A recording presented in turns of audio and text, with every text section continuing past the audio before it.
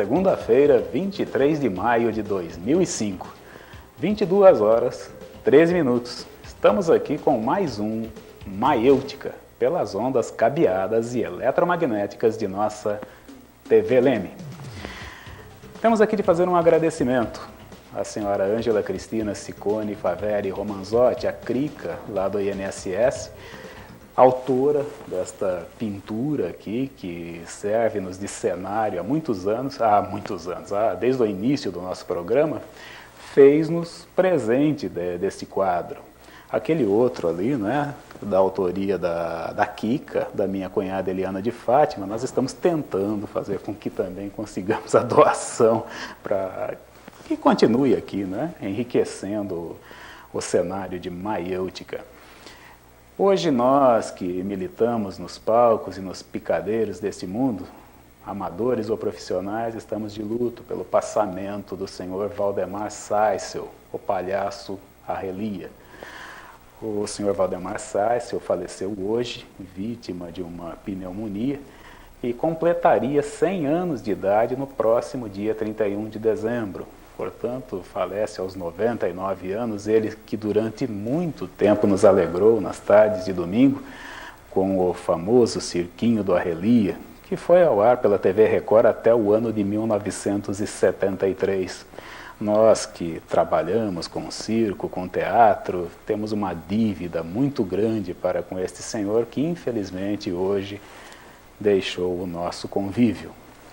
Senhor Valdemar Saissel, palhaço, imortal palhaço Arrelia. Fica aqui a nossa gratidão. Maiêutica de hoje recebe convidados ilustres, como sempre. Na primeira parte do nosso programa estaremos entrevistando o professor Mário Aparecido de Carli, que poderá falar-nos acerca do seu tempo de futebolista, tanto dos gramados quanto do tempo da bola pesada. Ele foi um dos pioneiros do futebol de salão, que hoje eu acho até erroneamente aí chamado de futsal, não é? E o professor Mário também é educador, é professor de matemática, já foi também diretor de escola e hoje encontra-se na nossa Secretaria de Educação da Prefeitura do município de Leme. Tem muita coisa a nos contar. Na segunda parte estaremos entrevistando o vereador, comerciante, advogado e o que mais mesmo? Servidor público também, como eu, o José Luiz Cavamura. Nós vamos nos hidratar. Daqui a pouco nós retornamos com Maiêutica. –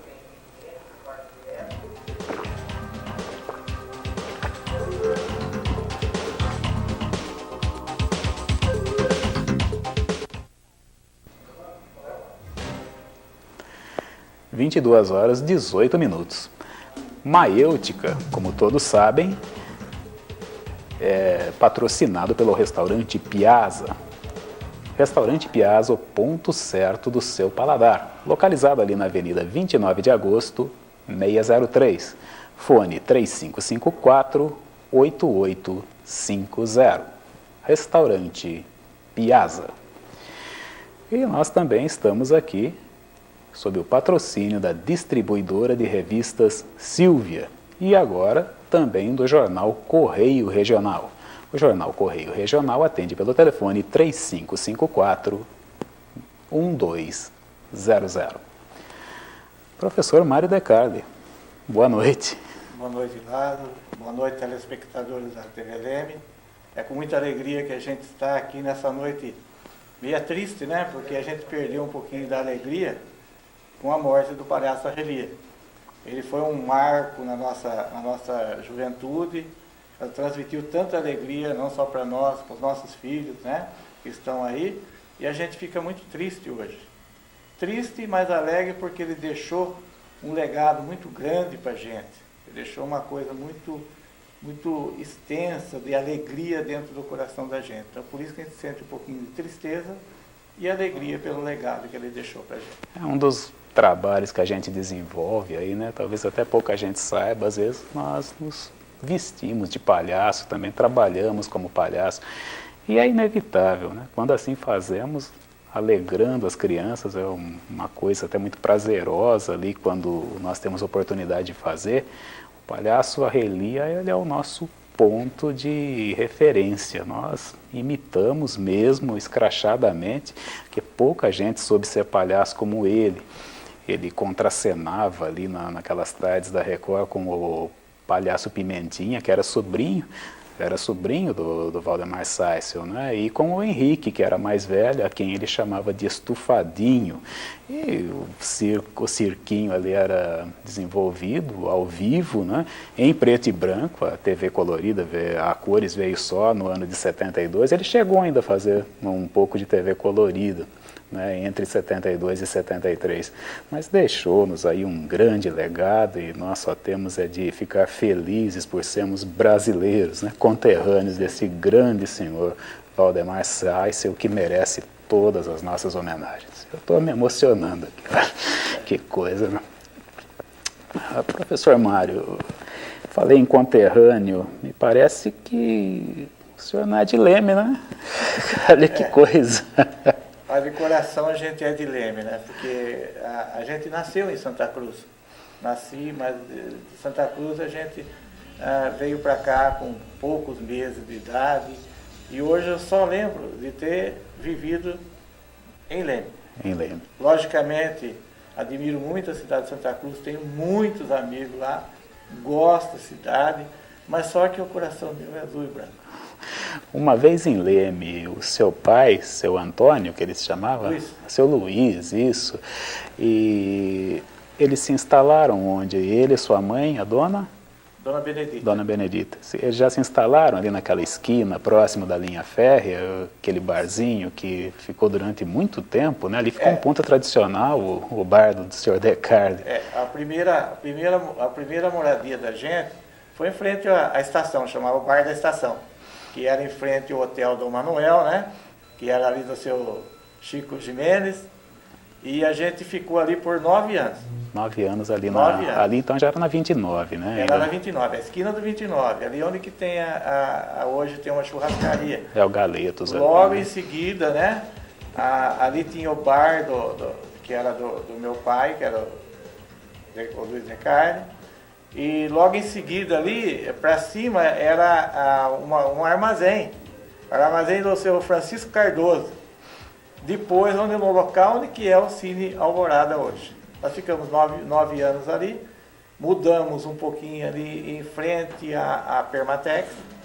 E depois ficamos morados em frente à Mecânica Bonfante, ali no armazém de secos e molhados. E ali meu pai fez a vida dele, fez as nossas, estudou todos nós três, os filhos, e sempre foi incentivador para que a gente chegasse onde nós estamos hoje. Quer dizer, a primeira coisa que ele queria que a gente fizesse era que estudasse. Agora, seu pai era apaixonado pelo futebol, né, Mário? Meu pai sempre foi tinha um amor pelo futebol, acompanhava, foi uma das pessoas, um dos torcedores mais fanáticos do Lemense, e aonde a gente ia, ele estava sempre junto com a gente, sempre acompanhava. E ele torcia ardorosamente, né, para o Lemense e para a sua atuação nos gravados. O pessoal surgiu algumas coisas assim, até engraçado, porque ele ficava no alambrado. Eu andava no campo, ia até no meio do campo, ele acompanhava praticamente a gente dentro fora do campo. Lá dentro do campo, dava para você sentir a torcida que ele fazia? Dava para sentir, ele sempre incentivava, né? E esse incentivo depois, às vezes a gente fala assim, seguiu por um outro filho meu. Parece incrível, porque, por exemplo, ele não acompanhava todo mundo. Então, eu, por exemplo, ele acompanhava desde moleque até quando eu parei de jogar futebol no clube, por exemplo, que a gente ia jogar, ele sempre estava junto. Depois a paixão dele voltou para um outro filho meu, que é João Paulo, né? E ele, aonde que ele ia junto. E ficou tradicional, né? Aqueles gritos. Era difícil nós assistirmos um jogo que você não estivesse atuando, que não ouvíssemos aquilo. Vai, Mário! Nossa vida, era uma coisa muito gratificante. Você se lembra até que ano você jogou no Lemense? Eu joguei até 85, por aí. 85. Até 85 você Mas desde 65, 66 eu já jogava. Eu comecei a jogar, viu lá, meio tarde. Porque eu comecei com 11, 12 anos, 13, a gente começava a bater bola nos campinhos ali na rua Santa Cecília. E a gente começou tarde a jogar futebol. Daí a gente viu a paixão, daí a gente, no ginásio, começamos a fazer educação física, lá começamos a conhecer o Mocanozinho, comecei a conhecer um monte de pessoal, o Claudio Fiore, um pessoal fabuloso. Você jogou com o Bianchi também. Com o Bianchi, com o Ditinho Frecha, Canoa o também. Canozinho, Zé Plínio. o Sérgio Antunes. O Sérgio Antunes jogava bola. O Sérgio Antunes rapaz, jogava bola, por incrível que pareça.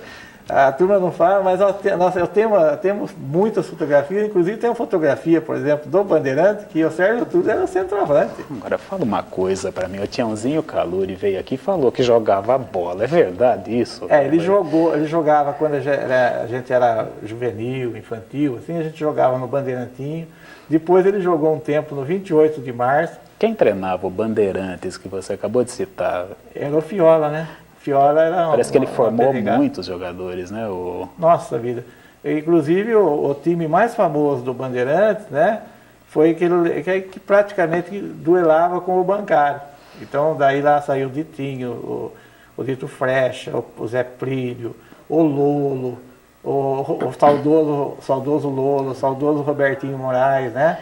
Então, o Robertinho era goleiro, Era goleiro. O João Marcelino. Então são pessoas assim que a gente não esquece nunca, viu, Lázaro? A gente tinha um pessoal que mesmo aqueles que já partiram, né, alguns já foram até, a gente sempre recorda ali, Virgílio. E tudo isso acontecia ali no hoje chamado Estádio Municipal Hilário Arder, né? Hilário Arder. Antes eles ficavam, o reduto do Bandeirante era o campo do Chico Santucci. O Chico Santucci, para quem não sabe, quem é mais novo, assim, ele era localizado aonde que é o Queiroz Filho hoje. Ali nós fazíamos, era o treinamento, era onde que a gente preparava para fazer os jogos. Ali era o pessoal do Bandeirantes. Do Bandeirantes. Depois do Bandeirantes surgiu o Bancário, que começou a dividir o Bandeirantes, então começou a surgir o Bancário. São jogadores que trabalhavam em banco, né? E daí começou a rivalidade entre os dois. Passou essa época do Bandeirante e Bancário, daí nós começamos, através do Seu Camel, começamos a começou a ser formado o Lemense para disputar campeonatos amadores. Vocês retornaram, porque o Lemense ia lá de 1908, né? Mas depois ele ficou um bom tempo parado. Parou, ali. E depois, antes de formar o Lemense, tinha o que deu origem ao Lemense foi um time chamado Barcelona. Barcelona e Vila Isabel. Depois que acabou o Bandeirante e o Bancário, surgiu uma rivalidade entre dois times. Um era o Barcelona, que era do Júlio, que o Júlio é um pintor, né, que tomava conta, e o Vila Isabel, que era do Amadeuzinho, lá do Bastião Curador. Você estava em qual time? Você estava em qual time nessa época? Eu estava no Barcelona. No Barcelona. O Barcelona era azul. Aliás, ele citou também. aqui o Bastiãozinho, curador, falou, olha, é outro senhor que também merece uma homenagem. Nossa vida, puxa aqui. Vida, Quanta gente que viveu ali sob as expensas do Sebastiãozinho, né? Que pessoas, algumas até enjeitadas aí pela sociedade, encontravam abrigo. Mas esse é um parênteses só. O Mário citou essa pessoa, eu faço questão de dizer aqui que você merece todas as homenagens. Infelizmente, a gente gostaria até de lembrar o nome dele, mas a gente lembra só pelo Sebastião de Souza Brito, né? Família Souza Brito. Infelizmente eu gostaria de ter lembrado, mas a gente lembrar do modo carinhoso, né, o nome dele, por ele representar uma pessoa fabulosa na história da nossa cidade também.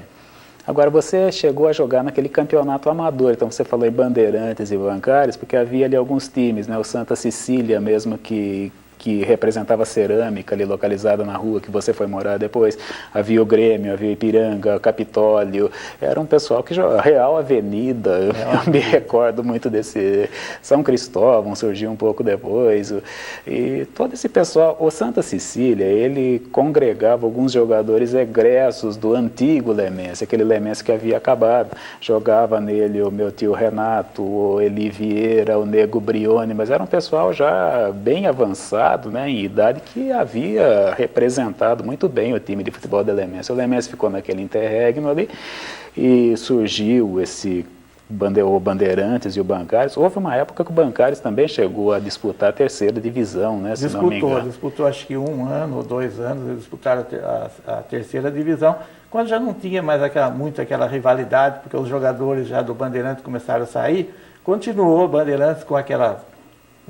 trabalhava mais com gente jovem, né? O Fiola sempre foi uma pessoa abnegada que trabalhava com a juventude. E sempre formava bons times. Mas quando começou a acabar a rivalidade, então formou um time profissional.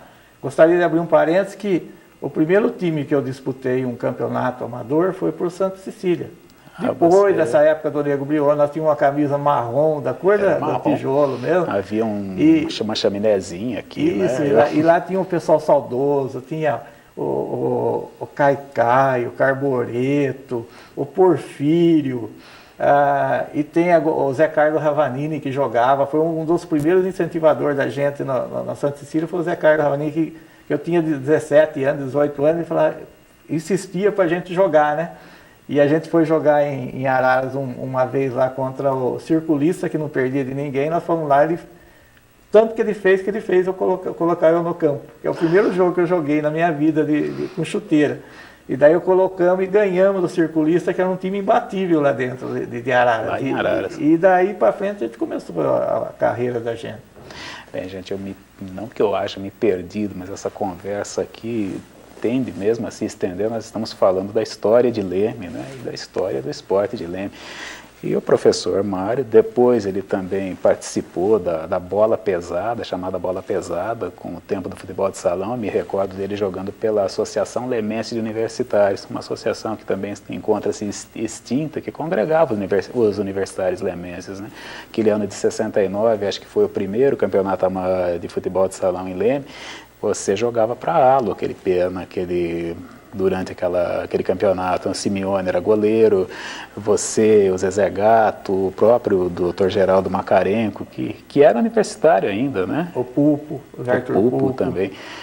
E a gente, foi uma época muito saudosa também, quando a gente terminava a missa das 10 ali, que existia a missa das 10, que saíam, as garotas saíam, ficavam no jardim dando volta, então a gente ia jogar futebol de salão. Então nós jogávamos, tinha aqueles campeonatos memoráveis com Manduca, com Luizinho Menezes, com o pessoal que ninguém acredita, por exemplo, o que eles faziam com a bola. Eles eram bailarinos da bola, o Bianchi, o Sérgio, japonês, que ficava jogando, o Sérgio, que jogava no gol.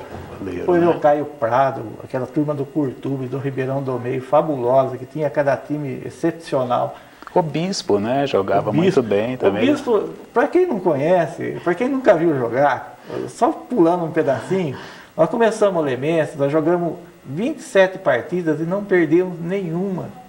E a dupla diária que eles dizem, né, aqueles mais antigos dizem que a melhor dupla diária que apareceu no Esporte Clube Lemense foi Bispo e Mário. Justamente o Hélio Ferreira Bispo, não, o Hélio é o irmão dele, Eduardo Ferreira Bispo, e o Mário Aparecido De Carli. Não vamos confundir não com o Mário, o Olídio De Carli, que é um amigo meu, contemporâneo de escola, que ele jogava nada. Assim como, olha, vou falar uma coisa, o Tonho De Carli, também irmão do professor Mário, né? Que coisa horrorosa, acabou no pé. Mas o Mário, o seu irmão também era muito bom de bola, o José De Carli, mas nesse campeonato de futebol de salão que estou falando para vocês, no ano de 69, ele se machucou seriamente, ele teve uma contusão muito séria no joelho ali, que acabou prejudicando, né, depois a atividade. Inclusive, nem foi assim no joelho, ele estava disputando um torneio Zequinha de Abreu, em Santa Rita do Passa Quatro. E ele estava jogando contra Cravinhos, e numa jogada dividida, ele praticamente fraturou a tíbia e o perone. Ele foi operado 2 vezes seguidas daquela contusão. E praticamente, quando ele voltou, já não era mais ele teria tido uma carreira memorável ali enquanto atleta, e isso daí acabou prejudicando. Muito bom jogador também. Agora, professor Mário, vamos falar aqui um pouco sobre a educação, né? Depois você foi estudar e se formou em matemática. Eu me formei em matemática e foi mais uma alegria que a gente teve na vida, porque ali eu me encontrei. Inclusive eu parei de jogar futebol profissional por causa da matemática. Eu comecei em Santa Cruz das Palmeiras, dei aula lá há 6 anos, tenho muitos amigos lá também. Trabalhei com o Ganimedes José, um escritor de livros infantis. E lá eu adquiri uma técnica para fazer, porque ele falou, eu não sei nada de matemática, Mário, você tem que arrumar um negócio para ensinar matemática, mas que motive, né? Então daí eu tinha uma certa aptidão para trabalhar com desenho, então eu comecei a trabalhar matemática com desenho humorístico. E todo mundo hoje, né, me conhece, fala assim, o professor que dá desenho, aquele lá, né? Então a gente ficou marcado por isso, e foi uma das maiores paixões da gente, foi trabalhar com matemática. Minha esposa Rosimeire, ela afirmou para mim antes da nossa entrevista, ela disse, olha, eu estudava no Coronel Augusto César, minha colega, minha vizinha, estudava no SESI, selecionou lá também, né? Selecionei no SESI, aposentei também no SESI. E eu via os cadernos da minha vizinha e queria ir lá estudar matemática só para poder fazer aqueles desenhos que ilustravam as aulas de matemática, né? Isso daí você aprendeu também com o professor Ganimedes, que você... O professor Ganimedes foi uma pessoa que era fabuloso também. Não só pelos livros dele, A Vida de Cristo, aquele Era Uma Vez Casa Branca. Ele foi fabuloso para a gente, no convívio que a gente teve com ele, um pouco tempo, que nós temos 2, 3 anos. Infelizmente ele já partiu, mas ele trouxe uma experiência muito grande para a gente enxergar o aluno, por exemplo, enxergar a criança como uma criança que tem dificuldade, e não passar por cima de qualquer conceito que a gente tenha e tentar levar uma motivação a mais para ele. Então, o que a gente fazia? Ele, praticamente, fazia a criança, desde quando entrava na 5ª série até saía na 8ª, leitura. Leitura, leitura, leitura, livros. Não se preocupava em escrever, ficar com gramática, com tudo. Logicamente, ele sempre ensinava também a gramática, mas de uma maneira bem light. Então ele pediu para ele, falou assim, inventa uma coisa, vai tocar violão. Eu falei, violão não, para lá, violão não. Então, aí eu comecei a me procurar alguma coisa e é onde que eu encontrei o desenho. E o desenho eu motivava, porque o que acontece? Acontecia uma coisa na rua, engraçada, a gente trazia para dentro da sala de aula. Desenhava, dava risada, brincava com as crianças, tudo. Com os alunos, e a partir disso daí a gente ia passando os conteúdos. É onde que a gente se encontrava, e a aula para mim não era por exemplo, um serviço, era uma alegria, porque eu entrava dentro da sala de aula praticamente, não era para me divertir.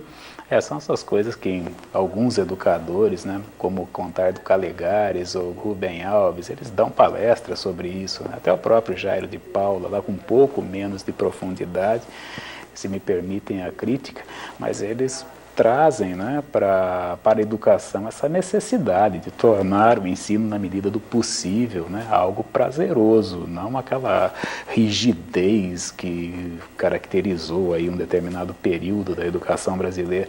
Mas agora, na sua atividade, todos sabem, né, que você trabalha ali na Secretaria Municipal da Educação e Cultura.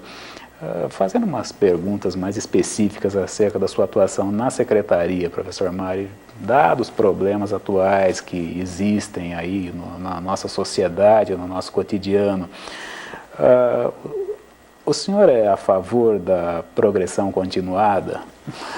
Eu vou falar uma coisa aqui, que o pessoal, muita gente vai achar que eu sou meio atrapalhado na cabeça, sou meio louco, mas eu sou a favor. Eu sempre... eu também sou favorável. Porque tem muita gente que é contrário. Agora, eu vou explicar por que eu sou a favor. Porque desde quando eu trabalhava no SESI, eu achava, por exemplo, que nem todo mundo tem que ser matemático, nem todo mundo tem que saber inglês, nem todo mundo tem que saber aprender a desenhar. Então, cada um tem a sua especialidade. Então, nem todos são iguais. Então, o que acontece? Às vezes o pessoal hoje em dia, a gente pensa, por exemplo, fala assim, olha, mas progressão continuada, você vai passar o aluno sem ele saber nada, eu falei, mas alguma coisa ele sabe. Então eu achei que a progressão continuada, o mais importante que teve nela foi o seguinte, que o pessoal acompanha os alunos da sua idade. Então eles vão aprendendo com a experiência do outro. Então não há necessidade, por exemplo, dele dominar todo o conteúdo, ele tem que ter um conhecimento mínimo. Agora, algumas pessoas pensaram o seguinte: o que vai acontecer? Ou a progressão continuada vai um negócio de empurrar aluno, mas não é isso. Nós temos que ensinar esses alunos, temos que tirar dele o máximo possível. O máximo meu pode não ser o máximo seu em matemática, mas pode ser que o mínimo seu, o mínimo meu em português não seja o mesmo mínimo seu. E nesse acompanhamento ela inclusive tem aquela finalidade precípua, né, e que parece que obteve, ela diminuiu drasticamente a evasão escolar, né? Sem dúvida, porque você repetia, tinha aluno, por exemplo, hoje eu traço um paralelo porque eu sou ainda diretor do Elaine Koch Gomes, lá do CAIC, e a gente, quando eu entrei lá, eu tinha aluno, por exemplo, de 7 anos misturado com de 14 anos. Eu tinha aluno de 8 anos misturado com de 15, até 16 anos. Hoje, por exemplo, você entra no CAIC ou em qualquer escola, por exemplo, de nível de primeira a quarta série, todos os alunos são do mesmo tamanho. Então, o que acontece daí? É muito mais fácil trabalhar com esse aluno, as dificuldades são menores, eles estão trabalhando sempre com as mesmas experiências dentro de um determinado grupo. Então, para a gente, facilita esse dentro de uma escola. Só não veio daí quem não quer. A nossa rede municipal de ensino ela é bem abrangente, professor Mário. Ela abarca todo o nosso município. Ela satisfaz as necessidades de educação fundamental, pelo menos, de todo o nosso município. Bom, a gente nunca está satisfeito com o que a gente faz. A gente sempre tem que progredir. Nós estamos num caminho que nós partimos, nós estamos procurando dar o melhor possível para a educação, através da secretária, com o seu prefeito dando toda a retaguarda para a gente. A Giovana, que é uma moça Dona Giovana Espadoto, né? A Giovana Espadoto, que é a secretária, fabulosa, uma equipe maravilhosa que a gente tem lá, que nós nunca tivemos, por exemplo... Sem medo de omitir, vamos citar alguns nomes desse pessoal? Lá da secretaria? Isso. Então nós temos coordenadores pedagógicos do fundamental, nós temos o Marcos Terossi e a Denise, né, Cicarone. Do infantil nós temos a Edna, nós temos a Ana Paula Nabarrete, nós temos a Cláudia Martins. Nós temos um grupo de ATPs que cuidam de cada uma das partes das disciplinas que são trabalhadas no ensino de primeira a quarta série. Nós temos um ATP de matemática, uma de português, uma de história, uma de geografia, uma de informática e praticamente todas as áreas que é abrangente, nós temos uma ATP que faz o quê? Ela sai da secretaria e toda segunda-feira elas rodam as escolas para passar as experiências e passar qual é a visão da secretaria em relação à educação. Então nós temos um grupo bem formado. Quando nós temos dificuldade numa escola, nós temos o que nós chamamos de NAT, que é um núcleo de atendimento técnico especializado, que é composto de psicólogo, fisioterapeuta, psicopedagogo, que vão dar toda assistência para aqueles alunos que têm dificuldade. Parece que está chegando a musicoterapia. A musicoterapia seria uma parte, por exemplo, da escola de necessidades especiais. Necessidades especiais que nós temos lá, a ecoterapia, a musicoterapia, a hidroterapia. Seria na escola lá das necessidades especiais, que também está tendo um carinho muito especial por parte da gente lá da Secretaria da Educação. Sem querer polemizar, o ensino fundamental em Leme, municipal, né? Porque as escolas estaduais, inclusive, elas foram municipalizadas, ali pelo menos da primeira à quarta série, né? Ela está... Eu não queria criar polêmica, né? Mas há necessidade de um pai se preocupar em colocar seu filho numa escola particular? Bom, a gente é meio suspeito para falar, mas eu acho, por exemplo, que não há necessidade. Porque hoje, por exemplo, nós temos um acompanhamento tão grande das escolas que, por exemplo, de primeiro, o que acontecia? O pai, ele saía de um bairro mais distante, para quê? Para colocar o filho no Coronel Augusto César. Hoje, por exemplo, o pai coloca o filho na escola perto da sua casa. Por quê? Porque toda a estrutura que tem no Coronel, tem no Ruth Zelina, tem no Raquel dos Anjos, tem no Elaine Koch, que é o CAIC, tem no Maria Gonçalves Mourão, no Alcides Câmara. Quer dizer, todas têm um acompanhamento igual. Vai falando a história da educação de Leme, né? Ruth Zelinda, Alcides Câmara, Elaine Koch, a Maria Aparecida Taufik também. São várias escolas. Tem uma infinidade de escolas assim que está praticamente em todos os bairros. Nós estamos bem situados. Eu disse de Souza Gimenez também, que nos coloquei o Salmo agora, né? Que era perto no Jardim Nova Leme. A Raquel Marcelino. Raquel dos Anjos Marcelino. E agora, né? Já está começando também as primeiras alicerce da escola do Imperial, né, que está um bairro muito grande lá, e nós estamos com dificuldade naquela região com os alunos, com as vagas dos alunos, mas já está sendo levantada uma escola lá também. E perdoe-nos os nossos deventes aí pelas omissões, né? Nós talvez hajamos esquecido. Tem muitas escolas, nós temos 18 escolas de fundamental, nós temos para mais 17 de infantil, temos praticamente 36 escolas em Leme, assim, para suprir todas as vagas. Eu acho que a criança que ficar fora da escola hoje é porque o pai não quer colocar, porque vaga nós temos para todas. Nessa perspectiva, professor Mário, enquanto professor, enquanto futebolista, né, a política ela tem que ser driblada, ela tem que ser assimilada, ela tem que ser expulsa de campo para que esse trabalho aí continue prosperando. Não, eu acho que a política tem que ser amarrada. Amarrada com o quê? Com leis. Então, por exemplo, hoje nós na educação, na Secretaria da Educação, somos todos educadores, não somos técnicos. Então, quando você põe técnico nesses locais, o que acontece? Você amarra. Hoje nós temos o Plano Municipal de Educação para 10 anos, com todas as metas que nós vamos fazer daqui a 10 anos. Quer dizer, não é o prefeito de hoje, por exemplo, que vai continuar para frente. Mas só que nós temos uma lei que amarra essas aspirações nossas de acordo com o tempo que vai aparecendo aí. Então, quer dizer que ela tem que ser amarrada. A verdade é uma só. Tem que se colocar os técnicos e a política, por exemplo, tem que caminhar junto com o que foi conseguido.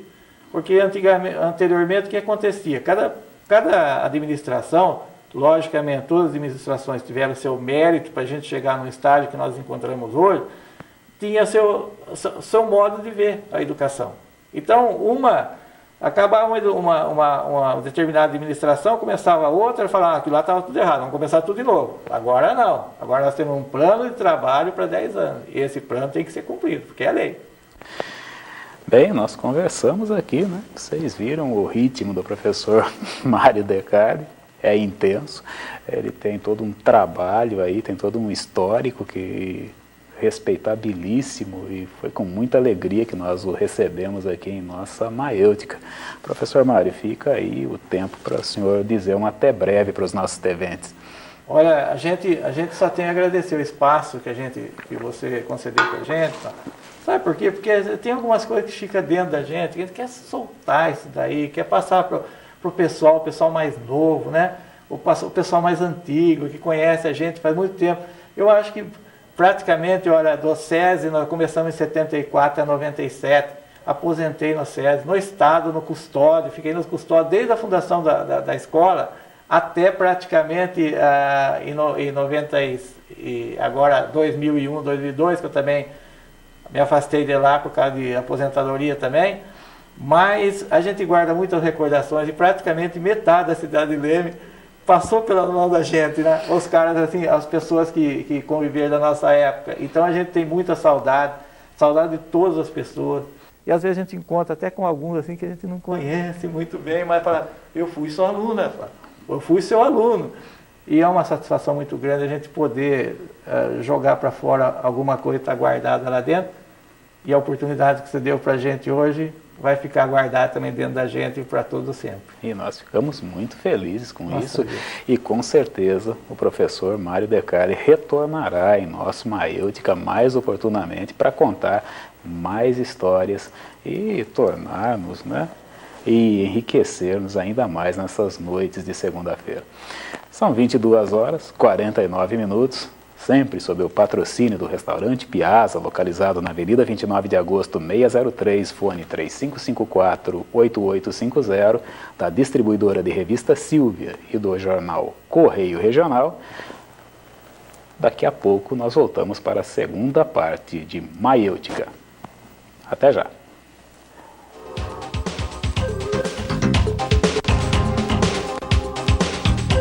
Muito obrigado. razoável. Puxa vida, mas essa entrevista foi mal. Atenção. 22h51 e retornamos para a segunda parte do nosso Maiêutica. Recebendo agora o nosso amigo de longa data, o vereador doutor José Luiz Cavamura. E aí, boa noite, seu Zelão, como a gente carinhosamente Boa noite, te chama. Lázaro. Sabe que é um prazer muito grande a gente estar aqui. Sabe, você sabe, mas o telespectador não sabe da grande admiração que eu tenho por você. Então, estou muito isso é feliz. muita bondade também, estou muito né, feliz gente? de estar aqui e poder, sei lá, se você me convidou, acho que eu tenho alguma coisa para dizer que de interessante. Estamos aqui, ó. Você está chegando da sessão de Depois Câmara agora, de uma entrevista com o Mário Decari, uma sumidade na matemática, no conhecimento, um exímio jogador de futebol, eu acho que a minha entrevista vai ficar um pouquinho mais minimizada, mas vamos muita fazer o que a gente modéstia pode. também. Você está chegando à sessão agora. A sessão da Certo, Câmara terminou a acabou sessão agora. Porque o Zelão é vereador, todos sabem, né? É. Então, Mas nós não vamos falar de sessão de Câmara. A sessão de Câmara deixa para outro dia, porque aí vai ter que sair muita briga e as coisas não estão... não há motivo Mas vamos pra... deixar para lá. Vamos falar da tristeza hoje aí, que você já comentou e o Mário Decari também comentou. Eu não vou deixar de comentar, que eu também sou dessa época. Eu nasci em 1959, lembro muito bem nos anos de 65, 66, quando eu morava no Ibicatu. As primeiras televisão que eu assisti no Natalim Bortolucci, eu ia assistir o Circo do Arrelia. Então, aquilo lá marcou muito para mim. A primeira vez que eu assisti televisão, naquela época já existia Silvio Santos, né? E o Silvio Santos que estava começando naquela época na televisão também. E eu lembro muito bem disso daí. Do Circo da Arrelia era muito, todos os domingos. Não, era programa obrigatório, nas tardes de sim, domingo. Então hoje o país está um pouco mais triste, né? Com a morte do Valdemar Seisel. Arrelia. É o Palhaço Arrelia. Faria 100 anos, né? No dia 31 de março, no dia 31 de dezembro. Você é de Leme, então. Você falou aí do Ibicatu. Sou lemense, nasci no bairro Cascata, Fazenda Santa Marina. A Cascata, apesar que faz parte do município de Araras, mas o cantinho da Cascata, aqui, a Fazenda Santa Marina, pertence a Leme. Então eu nasci quase no córrego, depois do córrego já era Araras, mas eu nasci no município de Leme, fui registrado no município de Leme. Quantos irmãos mesmo você tem, Zé? Somos em 14 irmãos, 13 da minha mãe, né? Depois meu pai ainda com 82 anos de idade teve a felicidade, lógico, meu pai que faleceu agora no finalzinho do ano passado, com 90 e poucos anos de idade, teve meu pai ainda com 80 anos, teve, né, um outro filho aí, que é esse filho que mora comigo, que é o Lucas, que é meu filho adotivo, meu irmãozinho, assim, vamos dizer. E lá mora também a Marília. A Marília, que é minha filha, e Ítalo. o Ítalo, que é meu neto, filho da Marília, que mora junto com a gente. E quem manda mesmo lá é a Dona Lourdes. Quem manda é a Dona Lourdes Bafume, que sem dúvida, como a Rosemeire deve mandar. A gente tenta ali, né? Tenta, mas é todas as casas. Nós precisamos nos equilibrar. Assim. E por falar em equilibrar, né, a sua vinda aqui, o motivo principal da sua vinda são as bicicletas, né? E você é vamos dizer, você é um pequeno comerciante, né? Olha, aliás, até para Leme, você talvez seja até um médio comerciante, né? E agora, uma pergunta inicial, Isela, quais as dificuldades principais que um comerciante do seu porte enfrenta aqui em Leme? Olha, eu até queria dizer primeiro que eu não sou mais comerciante. Olha, eu até deixei essa atividade já há uns 7, 8 anos atrás, quando eu comecei a fazer faculdade de Direito. Terminei a faculdade de Direito em 2003, já passei na OAB em 2004 e já estou começando a exercer atividade de advogado, já estou exercendo atividade. Sou funcionário público federal, trabalho no INSS, como você bem sabe, e sou vereador. Essa atividade ficou por conta da minha mulher, atividade de comerciante. Mas quanto ao que você perguntou, as dificuldades são as que todas as pessoas têm, as dificuldades que você enfrenta no comércio. Eu acho assim, se um amigo meu perguntar, dizer assim, eu vou abrir uma quitanda, o que você acha? Eu acho que sim, desde que você organize muito bem e leve aquilo ali a sério e dê tudo de você, você vai ter sucesso. Não é porque é quitanda, toda esquina tem, ou bicicletaria, todas as esquinas tem uma bicicletaria. Se você trabalhar e se dedicar a trabalhar mais do que o outro, atender melhor que o outro, logicamente que você vai ter sucesso. O comerciante, quando a gente trabalha de empregado, a gente sempre acha que é difícil, né? Como quando você trabalha empregado, porque tem o patrão, tem sempre também o chefe da sua seção, então você tem que escutar 2 ou 3 pessoas. Você fala assim, agora não, agora eu vou trabalhar por conta. E é muito pior, porque cada cliente que entra na sua loja, cada cliente que entra no seu comércio é um patrão seu, é aquele que vai fazer a sua propaganda. Então por isso que as pessoas aí, os árabes, né, eles têm, sei lá, os árabes, a gente diz os turcos, tal, eles têm capacidade maiores, né, os judeus têm capacidade maior de comércio porque eles atendem melhor as pessoas, sabem como tratar as pessoas Tem que colocar o cliente, em primeiro lugar. Então não há mistério nenhum, né? Desde que você dê de você o melhor, eu acho que você tem sucesso.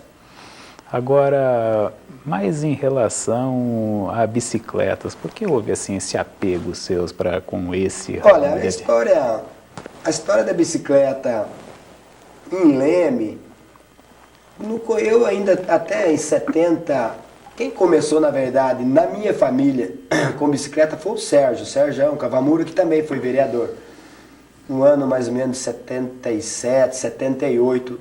Até então, nesse período, existia a bicicletaria do Milton Cavacchioli, a bicicletaria do japonês, do Ueno, que era ali perto da onde que é a Recompensas hoje. A do Milton existe ainda. Do Milton existe até hoje, né? Eles e os irmãos dele. Do Renato Tamborim, que está por conta do filho dele, e do Roberto Zanobia, que infelizmente faleceu agora há pouco tempo. Essas 4 eram as bicicletarias tradicionais de Leme. Depois, sim, que apareceu outra, a bicicletaria do Pompio, bicicletaria que não me lembro agora, e a Cavamura, né, que surgiu no nome com o Sérgio. Depois, aí sim que eu entrei, o Sérgio foi deixando essa atividade e eu fui começando e entrei nessa atividade de bicicletaria que já deixei também há muito tempo. Mas tenho conhecimento, gosto muito de bicicleta, eu acho a bicicleta um veículo muito importante. Leme é uma cidade plana, né? Ela favorece. O relevo de Leme é excelente, são poucas cidades do estado de São Paulo, né, que tem esse relevo tão favorável. Se você diz onde que existe uma rua que não possa andar de bicicleta, a não ser a 7 de setembro ali, na subida, ou a subidinha da São João, fora disso você anda de bicicleta tranquilamente. E a bicicleta é um veículo que você não polui. Todo mundo está dizendo todo mundo pode dizer que a bicicleta enche, né? Enche a rua, está sempre na frente. É obrigatório a bicicleta estar na contramão? Não, aí é o condutor. Às vezes a gente fala mal da bicicleta, mas não é a bicicleta, é o condutor que é imprudente. Então, você fala, a bicicleta não está enchendo o saco. Não é a bicicleta não, quem está enchendo é o ciclista que está em cima dela. A bicicleta ela é excelente, a bicicleta é um veículo excelente, é um veículo que não polui, um veículo muito bom. Então, se você dizer mal da bicicleta... Dizem que quem aprende a andar de bicicleta não esquece mais, né? E quem aprende a comercializar bicicletas consegue deixar... Já esqueci. Então, a gente não diz assim, eu já comecei... Meu primeiro registro foi carpino cana, né?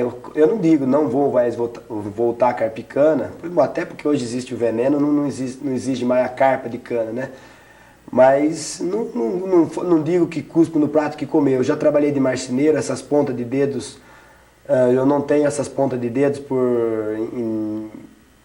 tiradas em desempenadeiras e tupias de marcenaria. Também não digo que não volto, mas procuro a gente sempre fazer uma coisa que é melhor para você, que tenha que trabalhar menos e talvez uma remuneração melhor. prestei concurso no INSS, se um dia eu puder falar assim, olha, não vou deixar de trabalhar no INSS por uma atividade melhor, hoje estou montando meu escritório de advocacia, se Deus quiser, tudo que eu fiz até hoje, eu acho que tive um razoável sucesso e eu acredito que esse novo empenho aí no ramo da advocacia, eu acredito que não vou me decepcionar também. Em relação à advocacia, uma questão aí premente aí nos tempos atuais é esse exame da OAB, não é?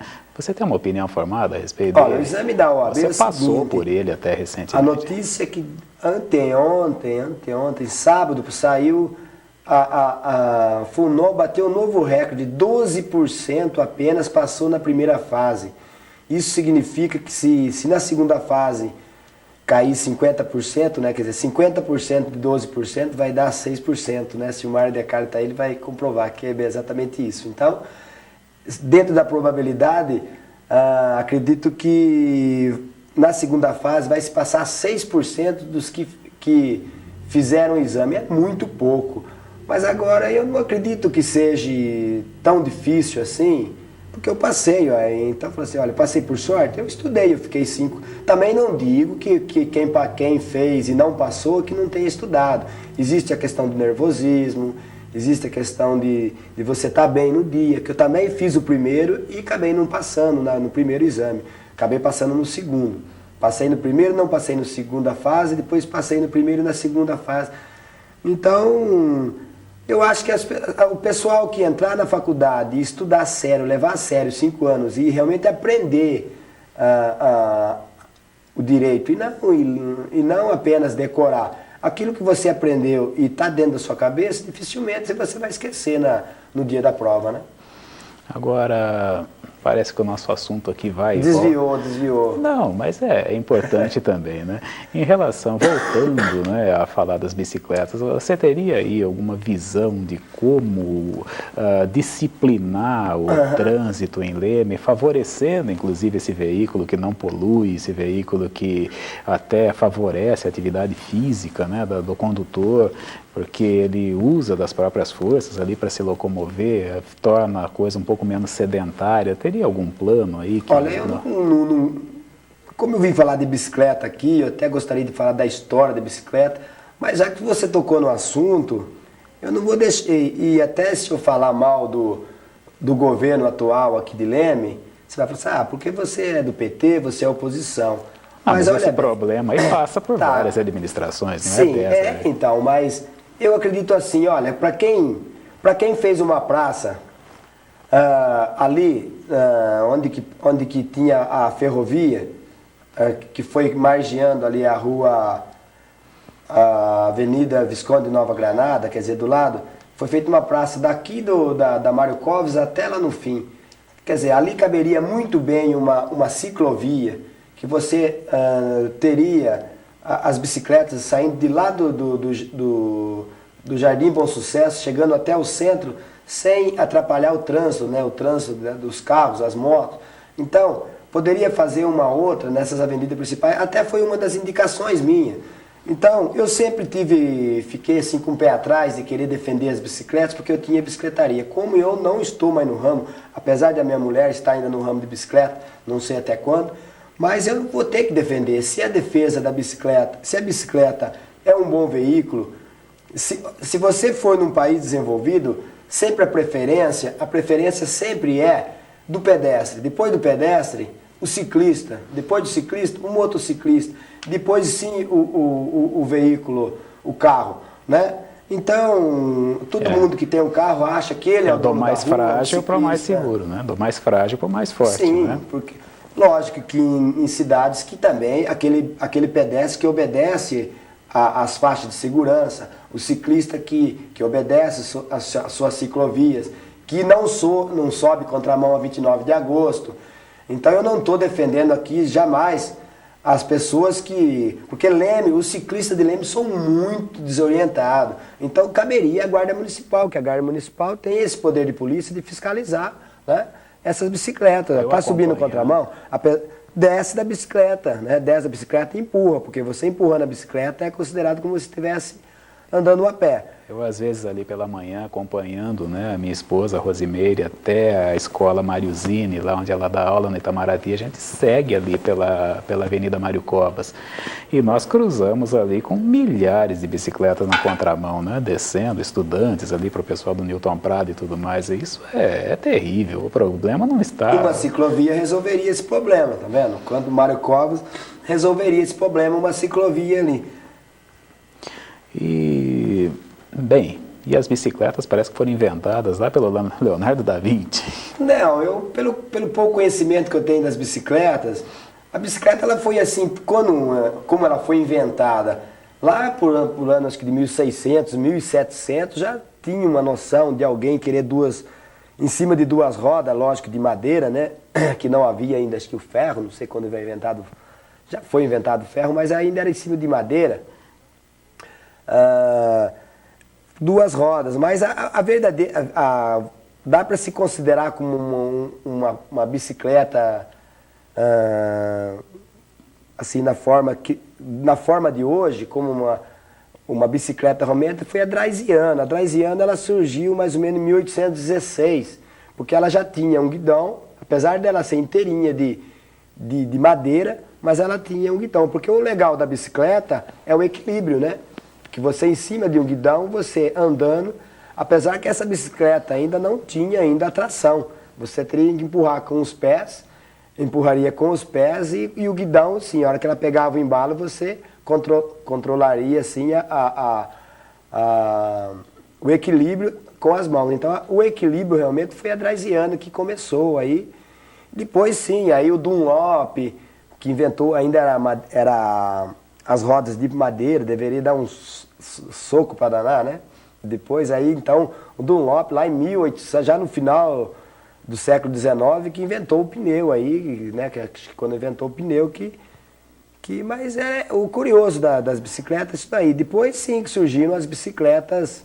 Mas parece que houve as mudanças foram mínimas, né, nesse design aí posterior. Sim, aí até tem estudos aí, que nem você disse aí, que Leonardo da Vinci também começou a fazer um estudo já havia bicicleta, mas ele que foi teve várias invenções, né?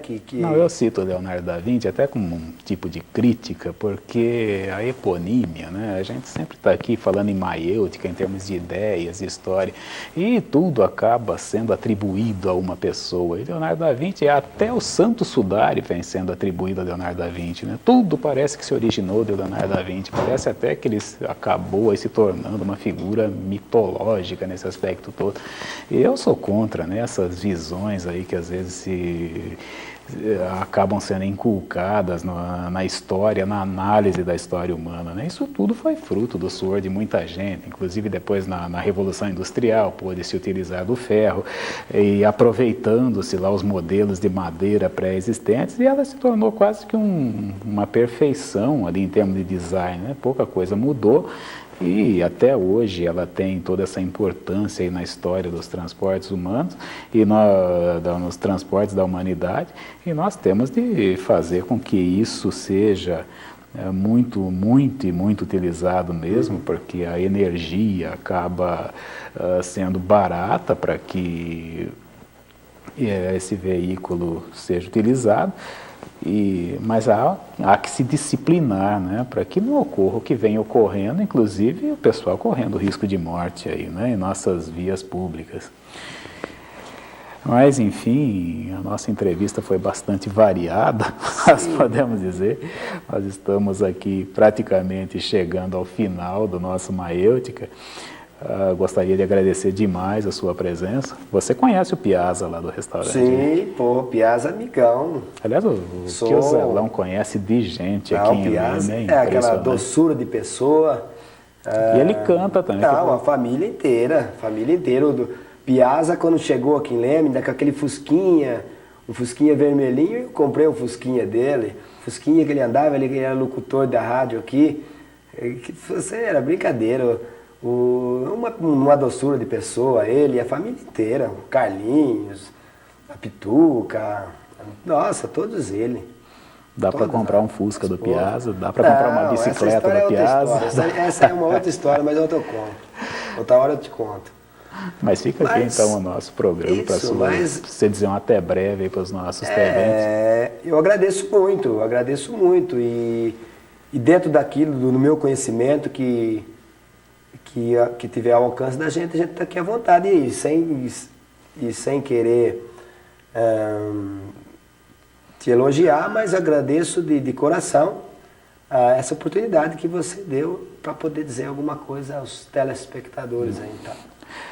E nós estaremos aqui na próxima segunda-feira, novamente, sempre sobre o patrocínio do restaurante Piazza, localizado ali na Avenida 29 de Agosto, número 603, fone 3554-8850.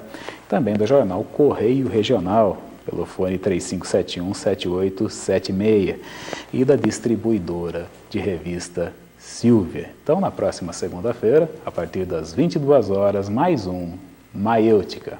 A todos, Salam Elek, Shalom, muita paz e até lá.